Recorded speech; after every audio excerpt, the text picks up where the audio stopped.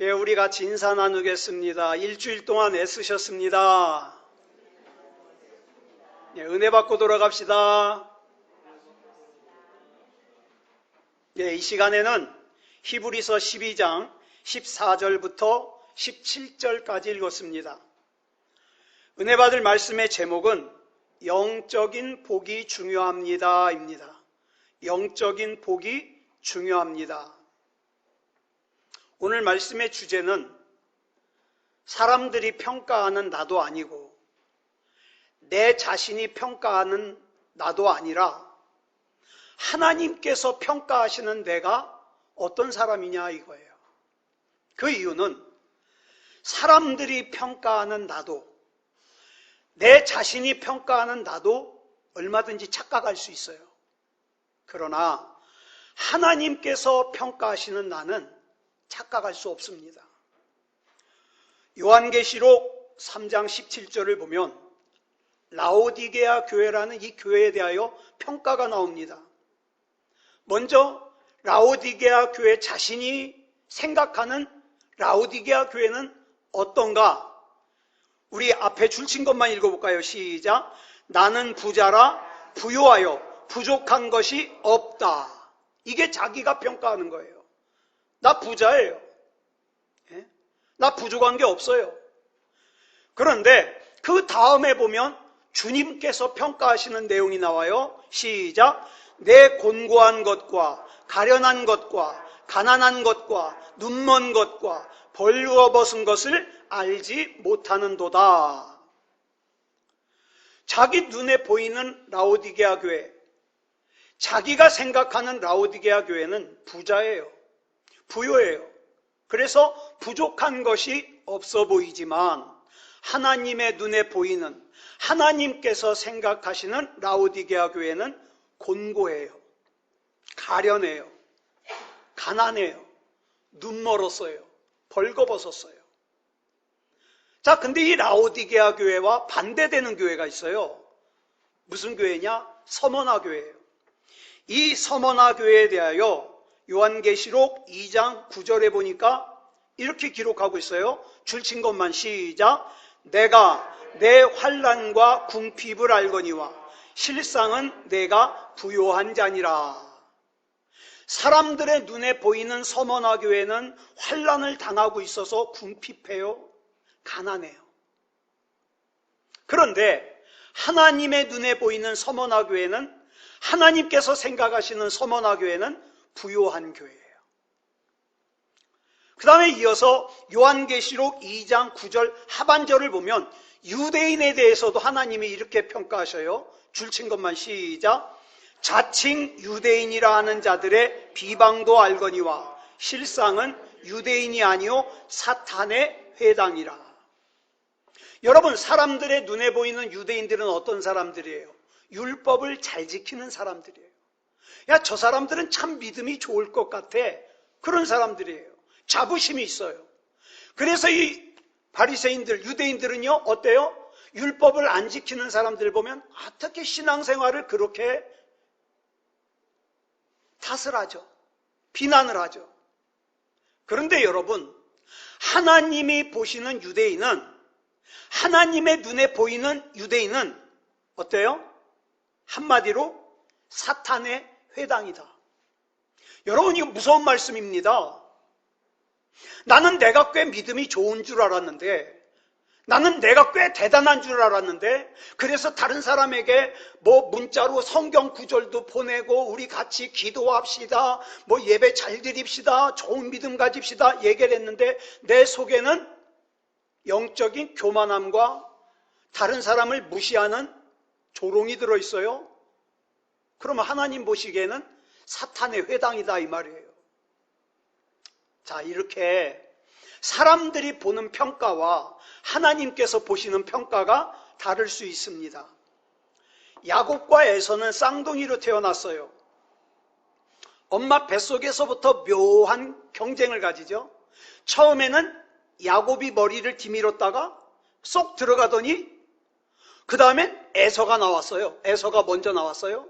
그러더니 그 에서의 발 뒤꿈치를 잡고 야곱이 나왔습니다. 자, 그런데 이 야곱과 에서 사이의 사건들 중에서 가장 유명한 사건이 뭐예요? 죽한 그릇으로 장자권 팔아먹은 거잖아요. 이 사건에 대하여 본문 16절은 이렇게 기록하고 있어요. 시작. 한 그릇 음식을 위하여 장자의 명분을 판 에서와 같이 망령된 자가 없도록 살피라. 여기서 성경은 에서를 뭐라고 불러요? 망령된 자. 제가 국어사전에서 망령되다라는 단어의 뜻을 찾아보니까 늙거나 정신이 흐려서 말이나 행동이 정상을 벗어난 데가 있는 사람, 이렇게 기록하고 있어요. 자, 그러면 망령되다를 헬라어로는 뭐라 그러냐? 베벨로이스라 그래요. 이 단어는 가다라는 뜻의 헬라어 바이노와 문지방이라는 뜻의 헬라어 벨로스가 합쳐져서 만들어진 단어예요. 뜻이 뭐냐? 거룩한 곳을 범한 사람, 이 뜻이에요. 즉 에서가 죽 한 그릇의 장자의 권리를 팔아먹은 행동은 우리 국어사전으로 치면 정상이 아니라는 뜻이고, 헬라어 단어의 뜻으로 치면 거룩한 곳을 범한 행동이다 이 말이에요. 그런데 에서가 장자의 권리를 팔았다 그래서 아버지의 축복을 야곱에게 빼앗겼다 그래서 지금 당장 에서의 어떤 모습이 변하는 거 아니에요. 갑자기 거지가 된다든가 갑자기 병이 난다든가 그런 거 아니에요. 달라진 게 없어요. 오히려 에서는요, 그로부터 20년 후에 동생 야곱이 집으로 돌아온다는 소식을 듣고 몇 명을 거느리고 나가요? 용병 400명을 거느리고 나가요. 여러분, 아브라함의 조카 롯이 포로로 끌려갔을 때 이 에서의 할아버지 아브라함이 몇 명을 끌고 가서 롯을 구해왔죠? 318명. 자, 보세요. 그런데 지금 에서가 이끌고 온 용병은 아브라함보다 82명이 더 많아요. 무슨 뜻이냐? 에서가 아브라함보다 세상적으로 더 힘이 있다, 이 뜻이에요. 더 힘이 있다. 그렇지만 세상적으로 보면 더 힘이 있지만 하나님의 눈으로 보이는 에서는 망령된 자에 불과해요. 에서는 사람들로부터는 인정을 받아요. 그리고 세상에서 자기가 하고 싶은 일은 다 할 수 있어요. 그러다 보니까 하나님이 필요가 없는 거예요. 하나님을 알기는 알지만, 하나님을 믿기는 믿지만, 에서의 관심은, 에서의 삶의 가치의 중심은 언제나 세상에 있어요. 좀 더 많이 벌어야지, 좀 더 잘 살아야지. 그래서 그런 에서의 삶에는 하나님이 전혀 계산되지 않아요. 이런 에서의 삶은 에서로 하여금 진짜 중요한 것을 잃어버리게 만들었어요. 여러분, 이 에서는요, 오늘은 가졌어요. 오늘은. 그러나 내일은 잃어버렸어요. 눈에 보이는 세상은 가졌어요. 눈에 보이지 않는 영적인 세상은 잃어버렸어요. 에서가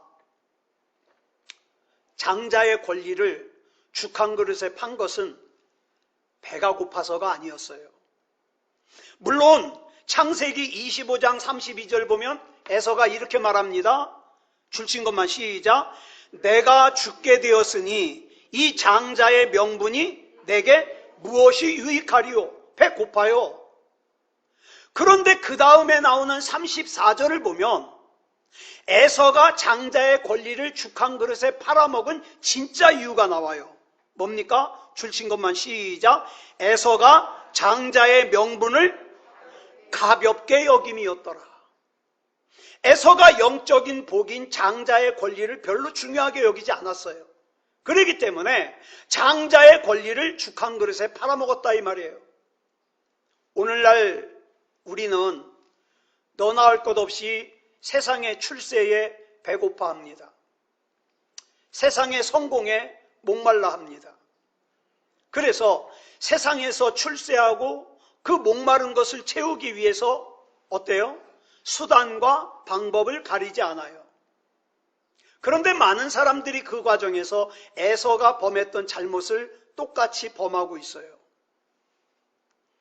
에서가 장자의 명분을 가볍게 여겼던 것처럼 구원받은 하나님의 자녀라고 하는 이 귀한 명분을, 하나님의 백성이라고 하는 이 귀한 명분을, 하나님을 예배하는 예배자라고 하는 이 귀한 명분을 가볍게 여겨요.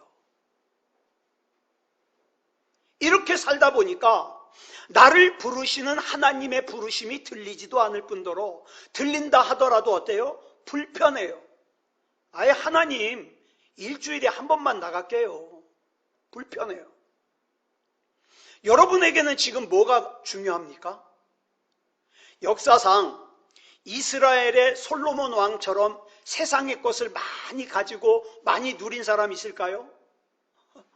아내가 1000명이에요. 세계 곳곳에서 곡물이 들어와요. 제일 부자죠. 그런데 그렇게 세상에서 제일 잘 살았던 솔로몬이 말년에 전도서 1장 2절에서 뭐라고 고백합니까? 시작. 전도자가 이르되 헛되고 헛되며 헛되고 헛되니 모든 것이 헛되도다.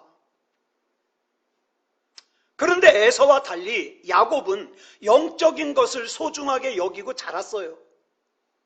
다시 말씀을 드리는데 에서는 영적인 것을 놓아버렸지만 여전히 부자예요. 여전히. 난 참 그렇게 생각해요. 신앙생활 안 하거나 신앙생활 잘못하면 하나님께서 그냥 즉각적으로 심판하시면 얼마나 내가 목회하기가 좋을까?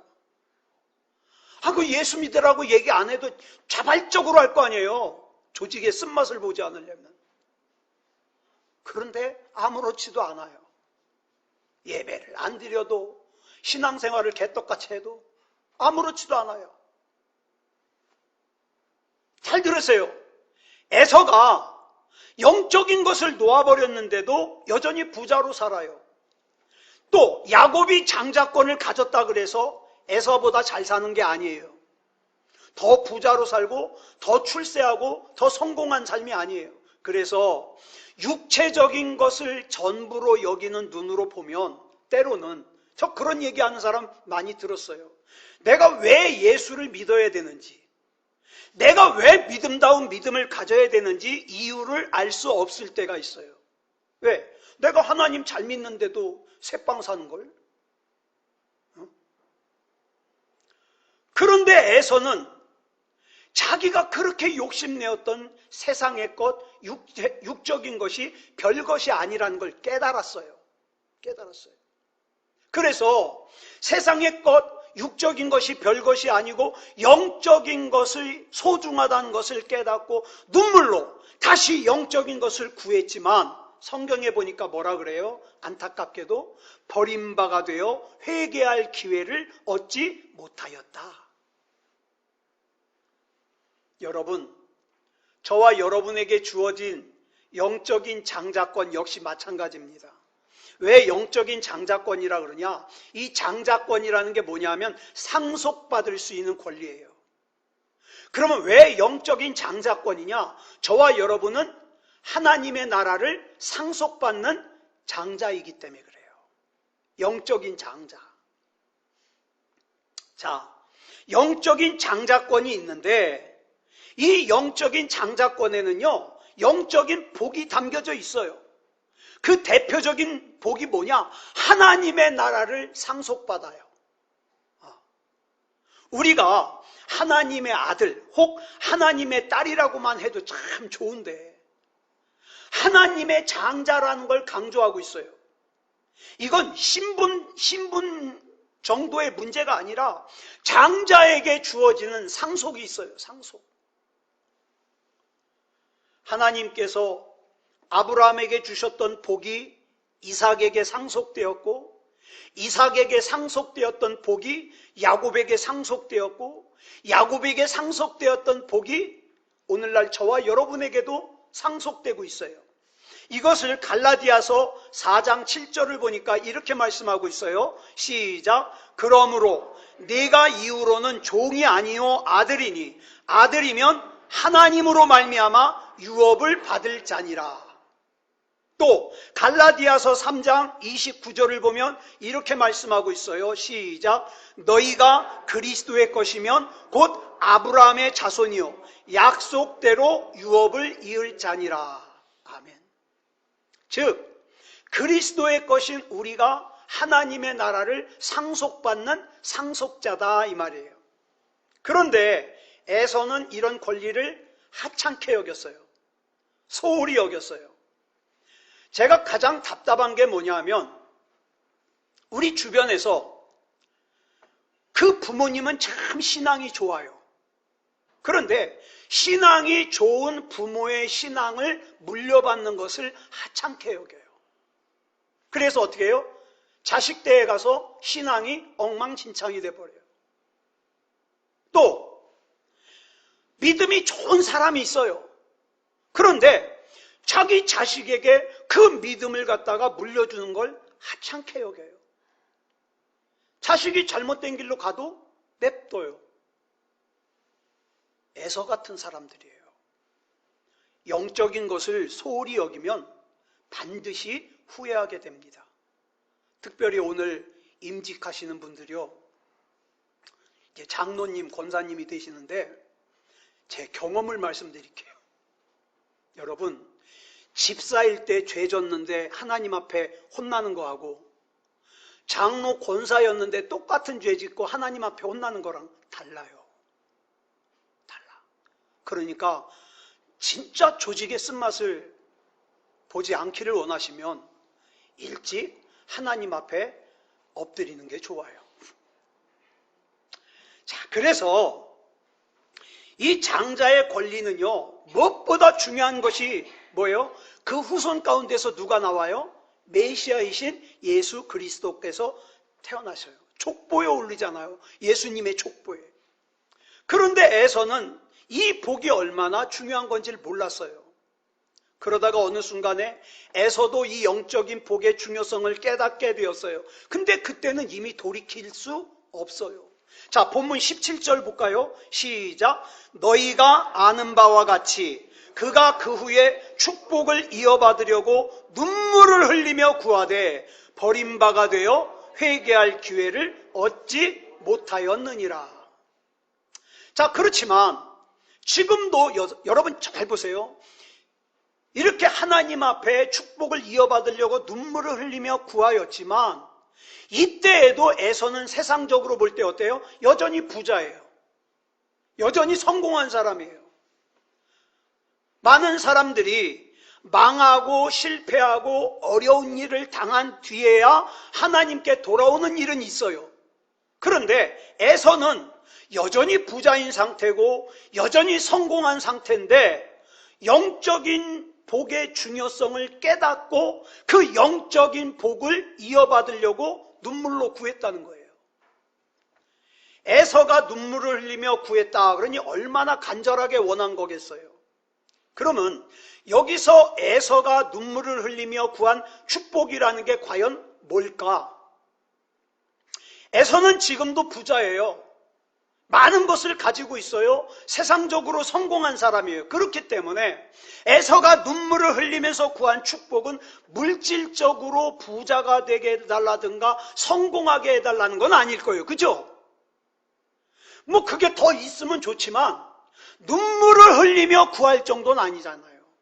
눈물을 흘리며 구할 정도는 이미 있으니까. 여러분, 개정 성경에서는 에서가 눈물로 구한 것이 그냥 축복이라고만 돼 있잖아요. 축복.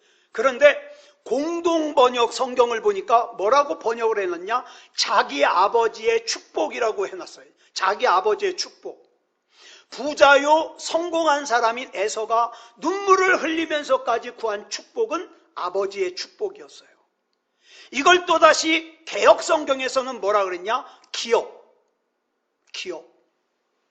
자, 출애굽을 한 이스라엘 백성들이 40년 동안의 광야 생활을 마치고 가나안에 들어가려고 할 때 르우벤 지파, 갓 지파, 그 다음에 므낫세 지파의 반이 잘못을 범해요. 무슨 잘못을 범하냐? 우리는 요단강 건너가지 않겠다는 거예요. 요단강 건너가지 않아도 이쪽에 있는 땅이 기름지니까 우린 여기서 살겠다는 거예요. 근데 이 사람들이 모르는 게 있어요. 하나님께서 이스라엘 백성을 가나안 땅에 들여보내시려는 이유는 단지 가나안 땅이 기름지기 때문이 아니라 가나안 땅은 하나님께서 약속하신 언약의 땅이거든요. 그런데 루벤 지파, 갓 지파, 므낫세 지파의 반은 요단을 건너지 않고 요단 동편에 눌러앉아 살겠다는 거예요. 그러면서 그 이유를 민수기 32장 1절로 5절에서 이렇게 기록하고 있어요. 시작. 루벤 자손과 갓 자손은 심히 많은 가축대를 가졌더라. 그들이 야셀 땅과 길르앗 땅을 본즉 그곳은 목축할 만한 장소인지라. 갓 자손과 루벤 자손이 와서 모세와 제사장 엘르아살과 회중 지휘관들에게 말하여 이르되 아다롯과 디본과 야셀과 니무라와 헤스본과 엘르알레와 스밤과 느보와 부온 곧 여호와께서 이스라엘 회중 앞에서 쳐서 멸하신 땅은 목축할 만한 장소요 당신의 종들에게는 가축이 있나이다. 또 이르되 우리가 만일 당신에게 은혜를 입었으면 이 땅을 당신의 종들에게 그들의 소유로 주시고 우리에게 요단강을 건너지 않게 하소서. 한마디로 정리하면 그동안 우리가 했던 수고를 안다면 이 땅을 우리에게 주어서 이 땅에 눌러앉아 살게 해달라는 거예요. 여러분, 이 요구는 다른 이스라엘 지파에게도 위기가 되었지만 이 요구를 한 지파들에게도 위기가 되었어요. 이스라엘 백성들이 430년 동안 애굽에서 살다가 출애굽을 한 이유가 뭐예요? 또 하나님께서 이스라엘 백성을 출애굽시키기 위해서 애굽의 왕 바로에게 10가지 재앙을 행하신 이유가 뭐예요? 또 이스라엘 백성들이 홍해를 건너고 아말렉과 미디안과 싸우면서 여기까지 온 이유가 뭐예요? 또 이스라엘 백성들이 광야 생활 40년을 견디면서 여기까지 온 이유가 뭐예요? 왜 그런 거예요? 이걸 알아야 돼요. 왜? 좋은 땅을 차지하기 위해서요? 아니요. 이걸 착각을 하니까 좋은 땅을 차지하기 위한 걸로 아니까 엉뚱한 데로 가는 거예요. 아니에요. 여러분, 가나안 땅은 좋은 땅이 아니에요. 신명기 11장 11절로 12절에 보면 가나안 땅을 설명하고 있어요. 어떤 땅인가? 시작. 너희가 건너가서 차지할 땅은 산과 골짜기가 있어서 하늘에서 내리는 비를 흡수하는 땅이요 내 하나님 여호와께서 돌보아 주시는 땅이라. 만약 좋은 땅에서 살게 하는 게 목적이었으면 하나님께서 이스라엘 백성을 굳이 애굽에서 데리고 안 나오죠. 애굽이 얼마나 기름진 땅인데요. 그리고 출애굽을 한 이스라엘 백성들이 광야 생활 40년 동안 미련을 버리지 못할 정도로 애굽에서 먹었던 거 먹고 싶어 그러면서 얼마나 살기 좋은 땅인데요. 그런데 가나안을 앞두고 지난 40년 동안 가장 앞장섰던 루벤 지파, 갓 지파, 또 므낫세 지파의 반이 안 가겠대요. 요단강 안 건너겠대요. 이 상황은 모세가 전혀 생각하지 못했던 거예요. 여러분, 마귀가 이런 장난칩니다. 예전에 우리 정진웅 목사님이 목회를 하다가 참 힘들어가지고 이제 막 굉장히 힘든 상태, 그로기 상태에 있었는데 이러면 안 되지? 그러면서 이제 붕어빵 전도를 시작했어요. 붕어빵 기계를 사다가 붕어빵 전도를 시작했어요. 다시 힘내서 목회해야지. 그래가지고 막 힘내서 목회하려고 그러는데 한 가정이 오더니 목사님 다음 주부터 우리 가정 떠나겠습니다. 이러고 가는 거예요. 여러분, 이건 절대 사람이 하는 짓 아니에요. 전혀 생각하지 못했던 상황에 힘이 빠지더라는 거예요. 그렇다면 하나님의 일에 앞장섰던 루벤 지파와 갓 지파와 므낫세 지파의 반이 요단을 건너서 함께 가지 않겠다고 하는 것은, 잘 들으세요, 하나님의 뜻일까요? 자기들의 선택일까요?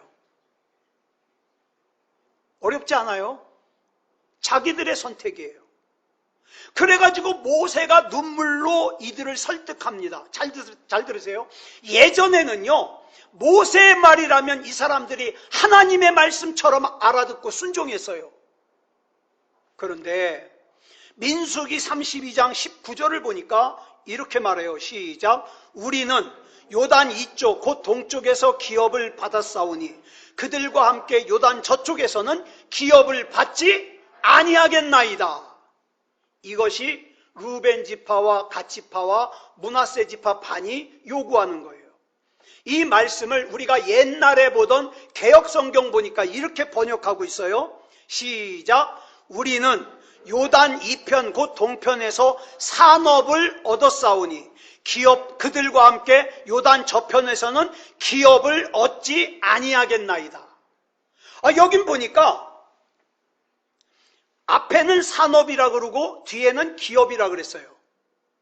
그런데 여러분,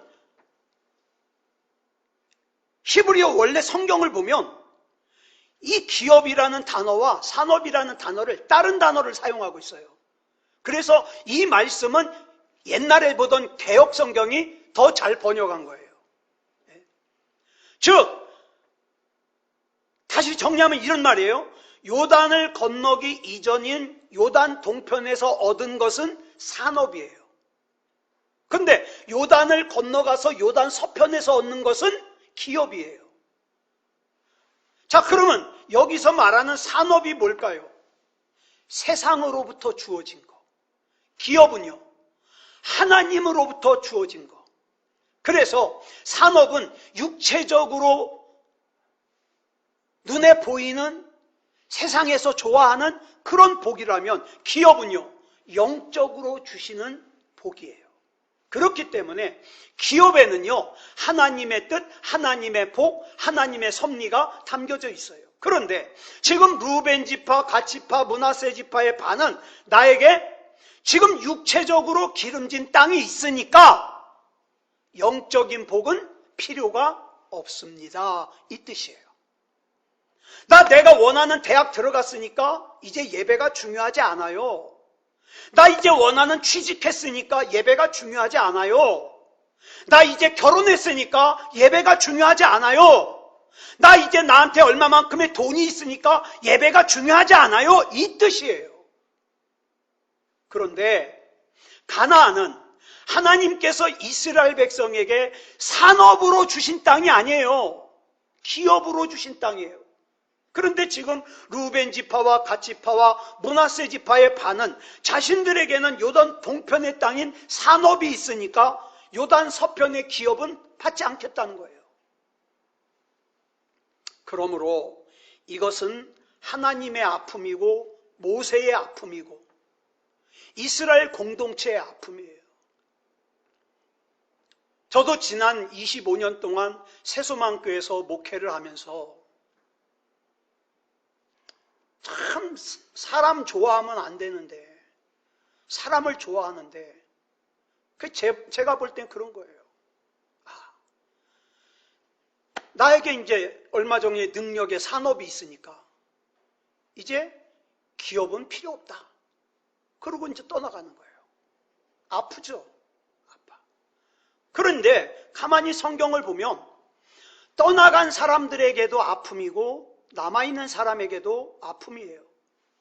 이들은 이제 하나님께서 주시는 것을 받지 않고 자신이 원하는 걸 가지겠다는 거예요.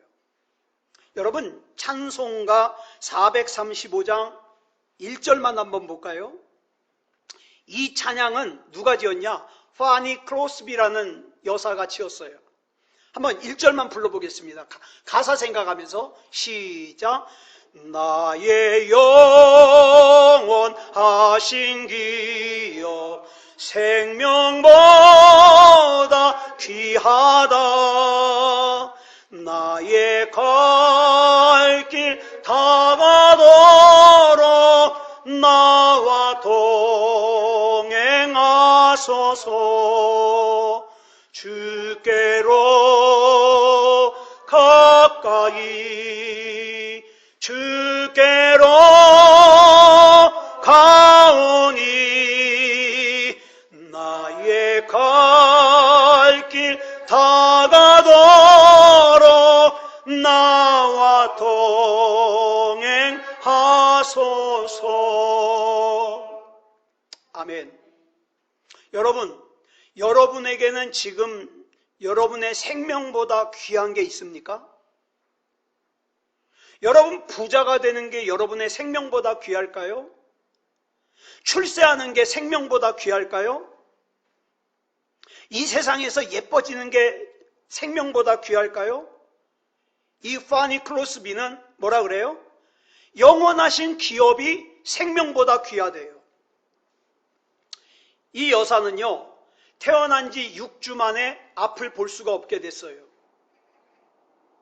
그러니까 시각장애인으로 사는 거죠. 아픔을 보면서. 그런데 이 파니 크로스비 여사가 자신의 생명보다 귀하게 여긴 게 뭐냐? 하나님의 뜻, 하나님의 복, 하나님의 섭리가 담겨져 있는 영원하신 기업이라는 거예요. 여러분, 스데반 집사님이 돌에 맞아 죽으면서 그 얼굴이 천사와 같을 수 있었던 이유가 뭘까요? 영원하신 기업을 바라봤기 때문에. 여러분, 우리가 지금 수요일마다 로마서를 살피고 금요일날 사도행전을 살피는데, 금요일날 사도 바울이 어때요? 39대 매를 5번이나 맞고 태장을 3번이나 맞고 돌에 맞아 죽을 것처럼 루스드라에서 죽은 것 같아가지고 사람들이 성 밖에 끌어다가 버리고 배를 타고 가다가 3번이나 파손을 당하고 전도 여행을 하다가 강도를 만나고 동족인 유대인들이 바울을 죽이겠다고 결사대를 조직해가지고 쫓아다니고 자기에 대하여 거짓된 소문이 돌아다니고 수없이 목마르고 굶고 춥고 헐벗었어도 이 바울이 포기하지 않고 계속해서 복음을 전했던 이유가 뭐예요? 하나예요. 영원하신 기업. 에서가 나중에 이 영원하신 기업의 중요성을 깨달은 거예요. 그래서 이 영원하신 기업을 자기도 가지겠다고 눈물을 흘리면서 구하죠. 여러분, 부자인 에서가, 세상적으로 성공한 에서가 눈물을 흘리면서 이 영원하신 기업을 구하는 거예요. 자, 본문 17절을 개역성경으로 다시 보겠습니다. 시작. 너희의 아는 바와 같이 저가 그 후에 축복을 기업으로 받으려고 눈물을 흘리며 구하되 버림바가 되어 회개할 기회를 얻지 못하였느니라. 부자인 에서가, 세상적으로 성공한 에서가 영원하신 기업이 아니면 세상적인 건 헛되다는 걸 깨달은 거예요. 여러분에게는 지금 뭐가 가장 중요합니까? 에서는 한때 할아버지인 아브라함으로부터 아버지인 이삭으로부터 영적인 복에 대해서 들었어요. 근데 우습게 여겼어요. 아버지가 말하는 그 영적인 기업이라는 게, 하나님의 약속이라는 게 너무 고지식한 거예요. 고리타분한 거예요. 진부하게 들리는 거예요. 그래가지고 짜증이 났어요. 아버지, 이제 그 말씀 좀 저한테 그만하세요. 할아버지 듣기 싫어 죽겠어요. 그런데 어느 날 영적으로 정신을 차려고 보니까 영원하신 그 기업이 아니면 내가 지금 가지고 있는 것들이 아무짝에도 쓸모가 없더라 이 말이에요. 오늘 이 말씀은 저와 여러분에게 더 늦기 전에 영원하신 기업으로 돌아올 것을 권면하고 있습니다. 신앙에는요, 기회가 있습니다. 근데 사탄 마귀는 자꾸만 다음으로 미루게 해요. 그래서 고린도후서 6장 2절을 보니까 뭘 강조하고 있느냐? 지금이 바로 은혜를 받아야 될 때요. 지금이 바로 구원을 받아야 될 때라는 걸 말씀하고 있습니다. 그렇다면 결론, 우리는 이 힘든 세상을 어떻게 살아야 될까요? 본문 12절에 나와요. 시작. 그러므로 피곤한 손과 연약한 무릎을 일으켜 세우고, 에서같이 영적으로 무너지지 않으려면 피곤한 손과 연약한 무릎을 일으켜 세워야 돼요. 여기서 말하는 피곤한 손은 나 이제 더 이상 일 못하겠어, 이 손이 아니에요. 저는 처음에 이건 줄 알았어요. 힘들어. 무릎도 힘들어. 이 손하고 이 무릎인 줄 알았어요. 그런데 나중에 보니까 그 뜻이 아니에요. 여러분, 부자인 에서가 왜 손이 피곤하겠어요? 부자인 에서가 왜 무릎이 연약하겠어요? 그 뜻이 아니에요. 여기 나오는 피곤한 손과 연약한 무릎을 일으켜 세우고는 히브리 사람들의 개념에 무슨 뜻이냐면 성전을 올바로 짓다라는 뜻이에요. 내 속의 성전을 올바로 짓다. 또 부활을 뜻해요. 부활. 다시 말해서 이 말은 우리 인간의 육체의 손과 무릎을 뜻하는 게 아니라 나로 하여금 영적으로 경건한 삶을 살지 못하게 하는, 나로 하여금 영원하신 하나님의 기업을 우습게 여기게 만드는 그 원인들을 갖다가 제거하라 이 말이에요. 그래서 영적으로 똑바로 서라 이 말이죠. 그래서 이어지는 본문 13절을 보면 이렇게 말씀하고 있어요. 시작. 너희 발을 위하여 곧은 길을 만들어 저는 다리로 하여금 어그러지지 않고 고침을 받게 하라. 아멘. 우리의 신앙을 어그러지게 만드는 것들을 빨리 제거하라 이 말이에요. 이 정도로 신앙생활하면 됐지, 뭐 얼마나 더해? 그거 고치라는 거예요. 날마다 더 가까이 주님 앞에. 나는 주님이 아니면 안 됩니다. 주님께서 나 책임져 주시옵소서. 여러분, 혹시 무슨 일 때문에 신앙생활이 식어졌습니까? 혹은 기도생활이 식어졌습니까? 그 신앙생활과 기도생활을 식어지게 만드는 원인들을 빨리 제거하여 곧은 신앙의 길로 가야 된다는 거예요. 그러면 다리를 저는 사람이 쩔뚝거리는 것처럼 불완전하게 살던 인생이 고침을 받게 된다. 내가 지혜를 사용하고 내가 영리하게 잔머리를 굴려서 사는 것보다 하나님께서 인도하시는 그 길이 훨씬 나아요. 제가 살아보니까. 아까 이따가 우리 예배 사회 봐주실 황규정 목사님이 문자가 왔어요. 목사님, 나 큰일 났어요. 후두염이 와가지고 목소리가 안 나와요. 제가 그랬어요. 저는 자주 겪어요. 제가 단언하건대 예배 시간엔 소리가 나올 겁니다. 그랬더니 믿습니다. 그러고 답장이 왔어요. 이따 소리 나올 거예요. 여러분, 우리가 그러기 위해서 뭘 먼저 고쳐야 되느냐? 영혼을 먼저 고쳐야 돼요. 나는 하나님 거다. 내가 하나님 것인 사람이 교만하겠어요? 내가 하나님 것인 사람이 세상에 나가서 엉뚱한 짓 하겠어요? 하나님이 속을 것 같은 불신앙을 가졌으니까 이중생활을 하는 거지. 그러면 안 돼요. 요즘 우리 주변에는요, 흔들리는 사람들도 너무 많고 넘어지는 사람들도 너무 많아요. 어쩌면 이 시간 예배드리는 여러분 중에서도 내색은 하지 않지만 속으로 시험 들어서 넘어져 있는 성도가 있을지도 모르겠어요. 또 하나님 앞에서 믿음이 믿음되지 못하게 하는 피곤한 손과 연약한 무릎을 그대로 방치하고 있는 사람이 있을지도 모르겠어요. 그렇다면 지금 이 시간 에스겔 선지자가 아골 골짜기에서 하나님의 말씀을 대언하며 외쳤던 그 외침을 우리가 외쳐야 돼요.